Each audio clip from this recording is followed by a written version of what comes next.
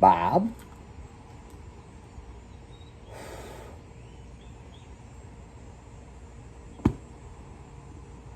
I want you to go in there and buy yourself a bus ticket and go home.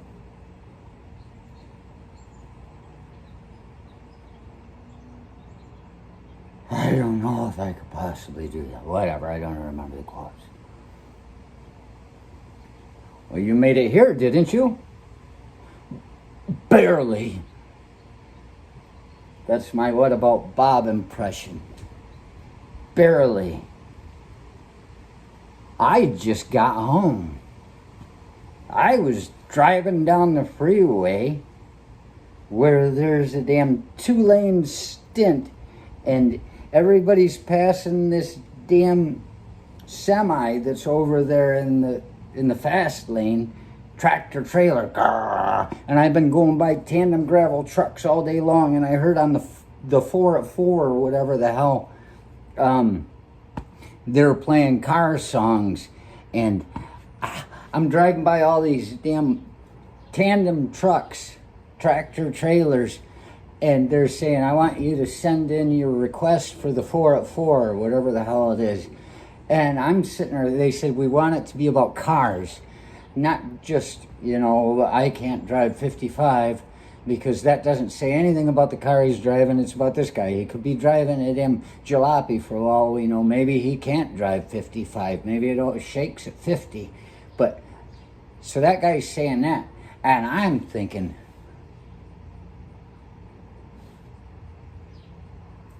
Ted Nugent, all right, I see one down, sit down, oh, 1, 2, 3, 4.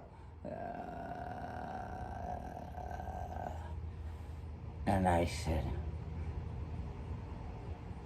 they said, if it has the name of a song, the car in the song or a picture on the album.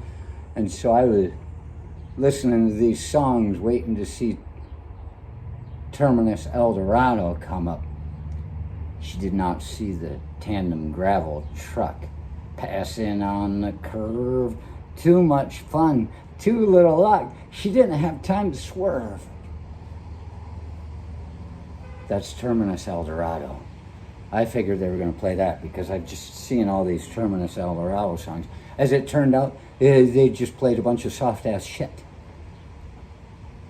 They didn't get Uncle Tedley in there. They didn't get the whatever he is, Motor City Madman. They should have. How couldn't they have figured that out on their own? That's the song for him, Terminus El Dorado. You never hear it. I guess they haven't been listening to their albums. And so when they didn't play any of these songs, I started to thinking, what the hell am I seeing all these trucks for? I thought there was a purpose. Sometimes I pay attention to these things. And I said, and I quit paying attention. And so here we are in this 2-lane, and it's common knowledge that you use both lanes. It's going to merge up ahead, but it gives you a 1,000-foot sign, and you know when it's coming if you drive the way. And usually there are people that are turning to make a turn off of there in the turn lane, so these lanes are open, and somebody gets out, and you zipper in. That's how traffic's supposed to work. Ask a civil engineer. They don't make that lane a turning lane. It's a driving lane. People are supposed to move along, keep it going, and then you zipper in, zoom, zoom, zoom, and there doesn't have to be any aggression. But everybody's so pissed off because of the code right now. Total asininity perception. Tap. You're seeing the persona. Total asininity persona. You're seeing the assholishness of everybody coming out and they're driving right now. And so I'm driving and everybody's passing this guy because he's having a hard time getting up to speed, and then he's going regular speed. It's a 50. He's doing 57, something like that. That's fine. And I had just come up and I was, there. I'm not even thinking about it. This is where I stay to the right until lane merges and everybody comes together. But he must have finally gotten enough RPMs going that he could gun it. And he was mad. I didn't even know what was happening. I'm getting ready. I could have gunned it. My car's got some pep. I could have gotten in there, squeezed in, but he would have probably just rear-ended me into the car in front of me at that point because he was out of his mind. And big red trailer, like it was a landscaping company, like it's hauling 83,000 pounds of fucking dirt and rocks. Who knows what was in there? Probably all his victims. But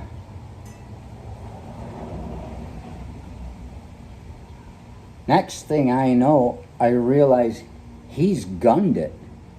And I'm coming up, after with 1,000 feet. I let people in all the time. I realize that's what it's for. I back off, and people that are coming out, the people that go all the way up to the very end and don't take their options, that makes me think twice. But I'm not going to kill somebody to keep them from, how much you paying? And he's up there, and I realized, oh my God, there's a damn curve. There's a curb at the edge of the road. It's not even a damn thing where you can go into the shoulder. It's squeezing me in. And this guy's right up there where there's no chance because he's balls up, but probably 65, maybe 60. No, he's got to be doing 65. And in a 50. And I said, oh, shit. And the damn guy, I thought he was initially just screwing around. You don't do that. You don't do that. And he'd back off. He did not move over at all from where he was in the lane. He was driving like a good citizen right there in the center of his lane and trying to kill a stranger. And at that point, I realized, and I said, whoa. And I hammered on the damn brakes, anti-lock brakes, kicking in again. This car stops on a dime, and I'm just like, and he's squeezing, I'm squeezing, I was probably 6 inches from him. And by the time my car slowed back enough to where I was at the back of the trailer, I missed him by a foot coming in like that. I missed the curb by a foot. I missed him by a foot. And he almost fucking killed me. And I said, wow, you got this guy driving? And then he slows down once because it drops to 50. He's got no reason to even keep up that pace. He's got to be slowing down because it goes down, I call it 50. It's a 45. It goes from a 50 mile an hour zone to a 45. So you got to slow back anyway.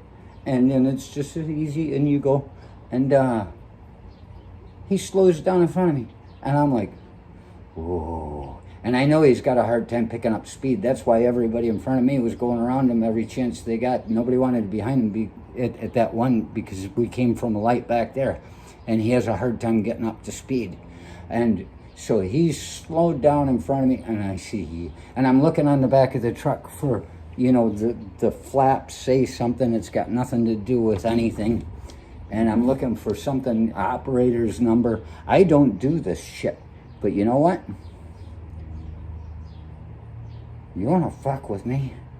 Like I told the woman on the phone. I said, I don't care if I die. I said, but he's going to kill a family out there. And there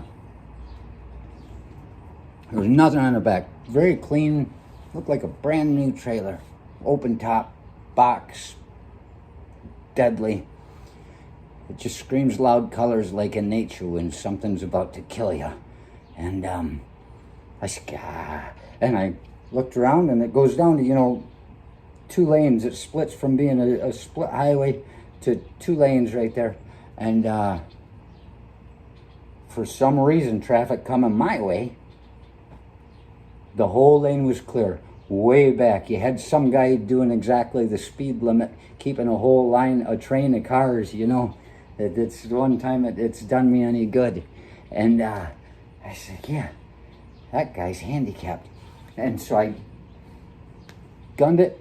It's a pass with care, but I wasn't going to give him a chance to keep me out. And I gunned it and blew from about the 35 he had me down to maybe 40. These are all just, you know, I know how it feels. I've been driving a while. Look at me, I'm old.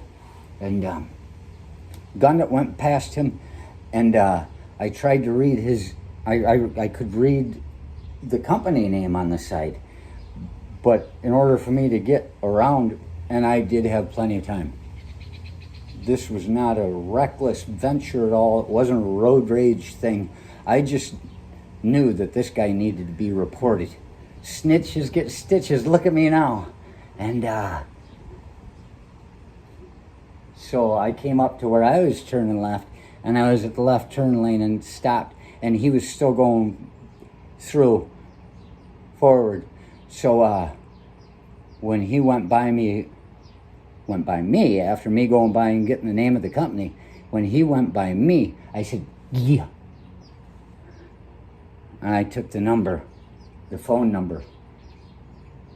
We want your business. Call us. I got some business for you. And so yeah. I made a phone call while I was driving. I called, and when they answered, they gave the name of the company. And I said, okay. My memory's still working. My working memory, anyway. And I got put through to this woman, and she was very interested in what I was saying. It was a good phone call, but I was just like, you know, I had the same feeling. And this is the reason I'm talking about this, because I got home and I was sitting there after this phone call. I watched some of the things I did yesterday, some of the stuff I did, and then I'll go to another. And I watched, it came up by itself on the YouTube, Little Johnny's Fuck for a Duck episode. And as I'm watching that, I'm thinking this story about me almost dying in that one. Rah, rah, rah.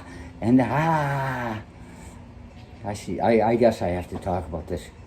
But so I decided to talk about it. I'm not giving any information about where I am, who these people are, or anything. But I called them when I was sitting in the driveway. Well, I was finishing the call on the driveway. I couldn't even park right. I told you I can't talk and think at the same time. So I was all parked crooked. I'm just like, I was having the same feelings, the emotion, that I had when I survived that one with the ducks. Except this time, whereas that one, I had no malice for that guy at all. That guy just reacted to what was going on. This guy, I was like, you son of a bitch. So I called him, talked to him. I said, told the story, you know. And she said, what kind of, I said, tractor trailer, you know. And I gave her where I was. I said 4:11, 4:12 p.m. I told her exactly where I was. And she said, I know who it was. And I said, is this common for you to hear about this guy? And then in a way that you're supposed to say, oh, we haven't had any complaints about him. I said, probably because he's killed them all. She didn't laugh, and I wasn't laughing either. And I said, I want you to send me a copy of what kind of, you know, thing he goes through, what you do to him. You need, and she said she knew him also. We had a longer conversation. I'm keeping it short. She said she knew him also because that's the only truck they have like that. So it's like, she didn't even need to look where he was at that time. She knew it was him. And I said, I want copies of the report, whatever you do here. And she said, well, because of HIPAA and, employee confidentiality, we can't show that. And I said, well, what I want is you send me a copy of the forms, the paperwork, and you can blot out his name. I don't care who he is. I just want to know that you're doing something with this guy, because he didn't react and turn off the side to avoid a bunch of ducks. He acted. That was no reaction at all. Reaction is just like, oh, look at this asshole. He acted and just pushed it to the limits. Traffic is crazy. So yeah, I told her, and I gave her my email and stuff, and I told her also, I said, and I don't want you to share my name, because next thing you know, I'm going to have to be watching my yard more than I do. I don't really watch my yard. Everything's copacetic, man. Dig it. It's funny how they're the same feeling, though, with a different perspective. One, it was ecstatic. The other one, it was like, I keep it cool. Wasn't even going to chase the guy, because I think he probably should be driving around in a metropolitan area. He should be carrying. You never know what's going to happen when everything goes crazy. But a guy like that, probably carrying, I didn't even need to talk to him. All talking to him would have done is got me shot, because he's in some crazy mood. Should have told them I wanted a drug test, because she was like, what do you want to do? I said, write up at least. I want to see a copy of it. The least. And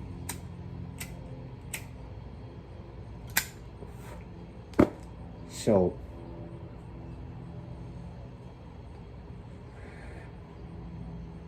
they just keep trying to kill me. It's like I die every day, and I keep waking up.